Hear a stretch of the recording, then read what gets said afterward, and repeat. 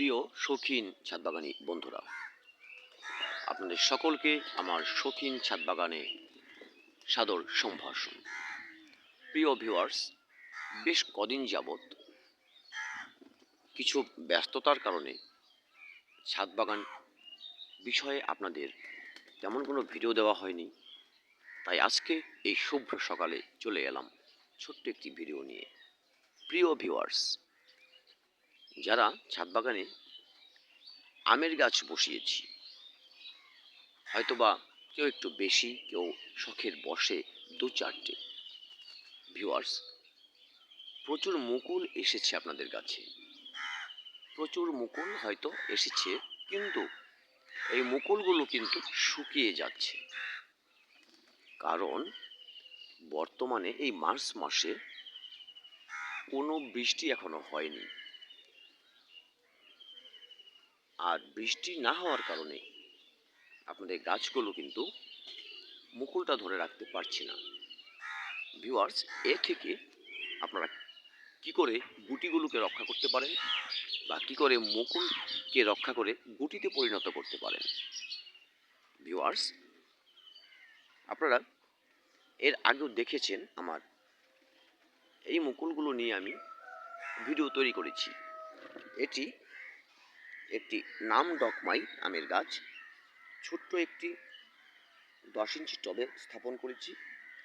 এই গাছটি কিন্তু আমি এবছরই কিনেছিলাম, কিন্তু মুকুল সহ রিপোর্ট করার পরেও মুকুল থেকে কিন্তু যথেষ্ট গুটি আমি পেয়ে গেছি। দেখুন, এখানে কিন্তু গুটিগুলো বড় হতে শুরু করেছে। আর এই গাছটি আমি গত বছর প্রতিস্থাপন করেছিলাম। গত বছরের গাছ এবছর যথেষ্ট বড় হয়ে গেছে এবং প্রচুর মুকুল এসেছে, কিন্তু অনেক মুকুল কিন্তু এরকম শুকিয়ে গেছে। কিন্তু বেশিরভাগ মুকুল আমি শুকোতে দেইনি। কিভাবে সেটি আপনারাও করতে পারেন, সেটি হচ্ছে প্রতিদিন বিকেল বেলায় সূর্য যখন অস্তমিত যাওয়ার মতো অবস্থায় চলে আসবে, তখন আপনারা শুধু ঠান্ডা জল, অন্য কিচ্ছু নয়, শুধু ঠান্ডা জল স্প্রে করে দিন। অনেকটা বৃষ্টির মতো করে ঠান্ডা জল স্প্রে করে দিন। পুরো গাছ, পাতা এবং মুকুল বা আমের গুটি সব কিছুকে স্নান করিয়ে দিন, ভালো করে ভিজিয়ে দিন। এভাবে আপনারা আপনাদের গাছের মুকুল এবং গাছের আমের গুটিগুলোকে ধরে রাখতে পারবেন এবং গুটিগুলো দ্রুত বৃদ্ধি পাবে। দেখুন, এখানে কিন্তু আমার প্রচুর গুটি রয়েছে, এখানেও গুটিগুলো বেশ বৃদ্ধি পাচ্ছে, এখানেও রয়েছে। এভাবে আমার প্রত্যেকটির মধ্যে কিন্তু গুটি পাবে। এখানে আমার প্রত্যেকটির মধ্যে আপনারা গুটি পাবেন। আর এই গুটি পাওয়ার কারণ এটি যে আমি ঠান্ডা জল স্প্রে করে রেখেছি, যে জন্য আমার মুকুলগুলি ঝরে যেতে পারেনি। কিন্তু আমার আরও একটি গাছ আছে, যেটি আমি জল স্প্রে করিনি বিধায় গুটিগুলো অনেকটা ঝরে গেছে। আমি দেখাচ্ছি আপনাদের সেই গাছটি।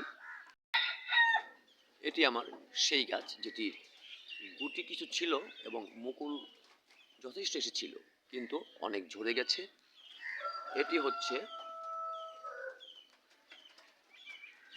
চিয়াংমাই আমের চারা, যেটি রঙিন আম হয়ে থাকে। দেখুন, এখানে কিন্তু গুটি দেখাই যাচ্ছে না। দু একটি গুটি আমার উপরের দিকে ছেদ হয়েছে।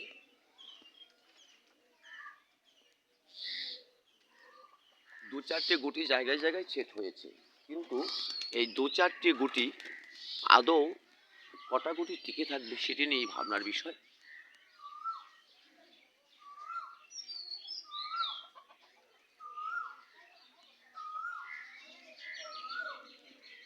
এই গাছটিতে আমি জল স্প্রে করিনি, সময় হয়ে ওঠেনি আমার, বিভিন্ন কাজের সুবাদে আমাকে ব্যস্ত থাকতে হয়েছে, জলটা দিতে পারিনি, তাই অনেক মুকুল ঝরে গেছে। গুটি যেগুলো হয়েছিল, গুটিও কিন্তু অনেক ঝরে গেছে। প্রিয় ভিউয়ার্স, আপনারা সাদা জল স্প্রে করে দিন, আপনাদের গুটিগুলো সেট হতে সহজ হবে, মুকুল ঝরবে না। আর যখন মটর দানার মতো হয়ে যাবে তখন আপনারা একবার বোরন স্প্রে করে দেবেন। বোরন স্প্রে করে দিলে গুটি ঝরার প্রবণতাটাও বন্ধ হয়ে যাবে।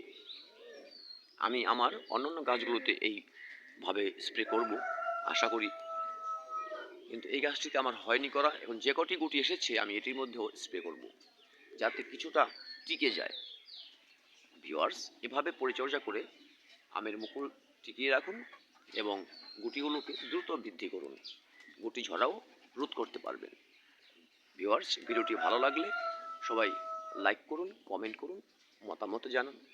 আর আমার ভালোবাসার মানুষ হয়ে পাশেই থাকুন চ্যানেলটি সাবস্ক্রাইব করে। ভিডিওটি দেখার জন্য সকলকে ধন্যবাদ। দেখা হবে আগামী ভিডিওতে নতুন কোনো বিষয় নিয়ে। ধন্যবাদ সকলকে।